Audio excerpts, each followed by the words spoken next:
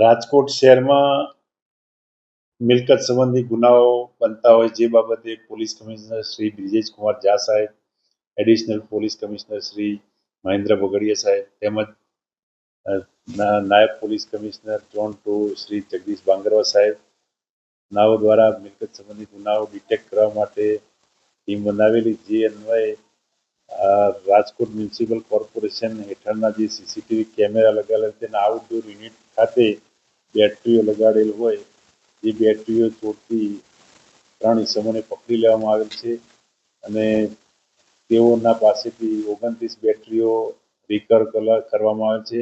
અલગ અલગ જગ્યાએથી 15 જગ્યાએથી બેટરીઓ ચોરેલ હકીકત જાણવા મળેલ છે. હાલમાં 29 બેટરી રિકવર થયેલ, જે અગાઉ પૂછપરછ ચાલુ છે. કેટલી અગાઉ ચોરીઓ કરેલી છે તે બાબતે પણ પૂછપરછ ને રિમાન્ડ દરમિયાન પૂછપરછ કરવામાં આવશે. આરોપી સુરેશભાઈ લાલુભાઈ ચારોલિયા તેમજ ધીરુભાઈ જીલુભાઈ વાજેલિયા તેમજ એક બાળ આરોપી છે, કાયદાના સંઘર્ષમાં આવેલ બાળક છે અને આરોપીઓ અગાઉ બે વખત ચોરીના ગુનામાં સંડોવાયેલ છે.